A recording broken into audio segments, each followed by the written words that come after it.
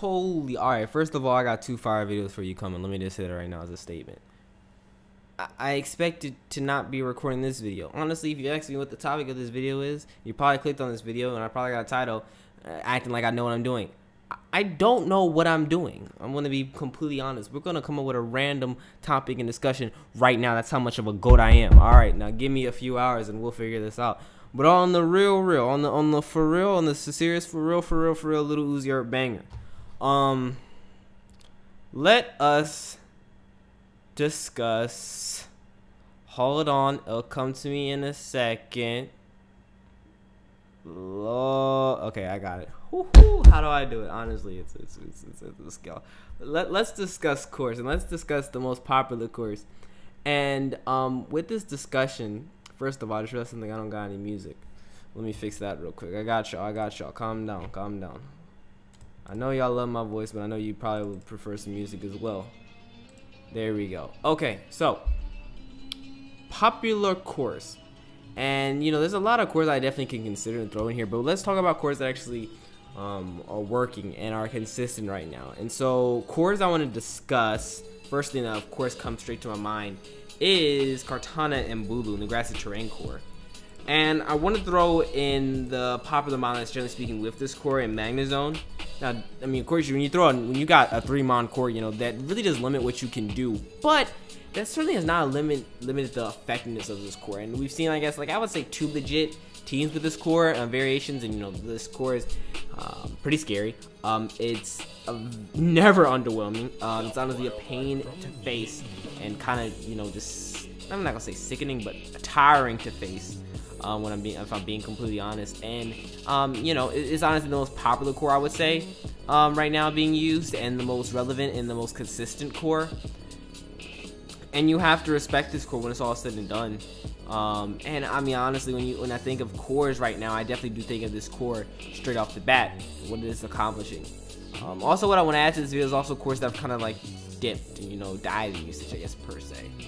And next core I want to discuss right now, which is I'm a big fan of, is Pinsir, because I feel like this is the best mega right now. And anything that helps Pinsir, basically anything that weakens or lures and mons that Pinsir doesn't appreciate. So like Rocky Mlando or Flying Mlando with Pinsir, I'm a big fan of. I'm a fan of Electrium Gengar, Larium like Celesteela for Pinsir. I'm a fan of that. I'm a fan of Hawlucha with Pinsir.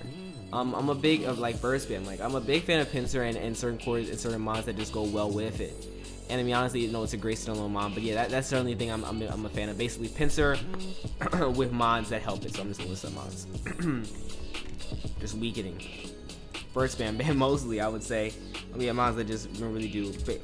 Basically, Pinsir with another flying type. I would simply say Pinsir plus flying type is a core. I really do appreciate what it does and how effective it is. I mean, honestly, guys, you guys leave me your opinion below. But like, what do you guys think is the best mega? Honestly, I do feel like Pinsir is the best one. The most consistent one, I would say. I mean, there really is not a matchup that Pinsir's bad in. It breaks balanced teams. It does well versus offense teams with because it has very nice priority. Like, I mean, it's very rare that this mon gets a bad matchup. So Pinsir's always been on a high level watch, or always been like teetering between like what my favorite and best megas are. And Pinsir's always in that discussion. And I got massive respect for them mon. So the next thing I want to talk about and is I would maybe say the scariest core out of all these is Koko and Kyurem. Oh my God, is this a core? So Life Orb Kyurem, even Letrium Z Kyurem plus Koko is the shit. Okay, this core, man, talk about a breaking core. Talk about a core that will break down your team and basically turn it into nothing. And there's nothing you can do about it to stop it.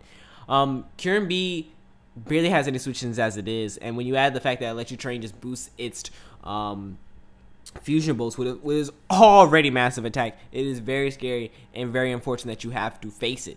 Most of Koko's measures just simply get destroyed or distraught by seeing a Kyurem B come in, and it's at a state in the metagame like those type of cores with Bulu and Kartana, like they just don't really appreciate the existence of this mon and how effective this can be.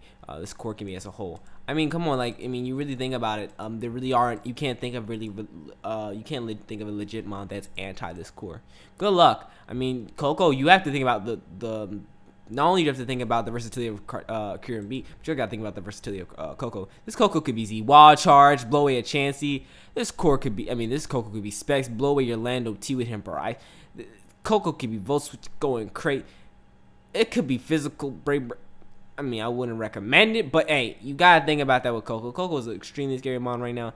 Definitely considered the best Tapu, and I mean, you know, it lives up to its name as being simply always consistent and always effective as a core with Kieran B for sure. For real. So next core I'm obviously gonna bring, I mean, this is obviously a fan favorite, Chansey and random mons.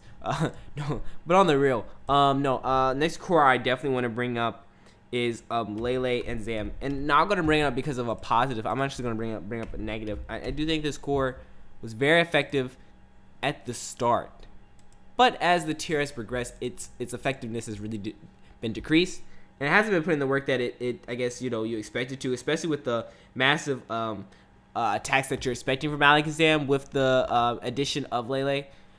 One thing I've commonly noticed with this core is that, generally speaking, you know, you're very restricted with this core. There's certain things that you just simply can't pull off and accomplish. You gotta deal with monsters like Celesteela, and you're really, as I said already stated before, like, you're restricted with these mons. And it basically leads to certain teams just basically being rebuilt and the same thing being built over and over again, and there's not much that would change, I would say, with this core. If there's any benefit to this core, is that Toxic usage is at a high. But if there was anything, if a very important thing I would say that was against this core is that Scarf Kartana usage is at a high, and grassy terrain, AV Bulu, changing up the terrain and taking those attacks as best as possible is not a great benefit for it as well. And so, you know, it's an okay core, but it certainly isn't as good as, you know, it was highly rated and, you know, raved about, and people felt like, oh my god, this is the truth, etc. Another core I want to bring up is HO plus Mega Gyarados as a core that doesn't really live up to the hype. And I'm actually messed around with this core myself. Honestly, let me see, how best can I describe this core? I guess I'll just go throw an Excadrill as like a Sash lead, and then Mega Gyarados as well. I mean, so like, the basic concept, with generally speaking, with these teams is your Excadrill is setting up rocks or spitting up rocks, and, you know, mons are built around, like, you know, Zygarde or etc. And Gyarados is a main sweeper and a mon that can go crazy, and it does it very well and effectively. And it's not this very well stopping. Excuse me. Sometimes there can be very little stopping it, but that is, generally speaking, honestly, if you think about it, not really the case. I mean, there's honestly obstacles, and many of them that Gyarados has to go with.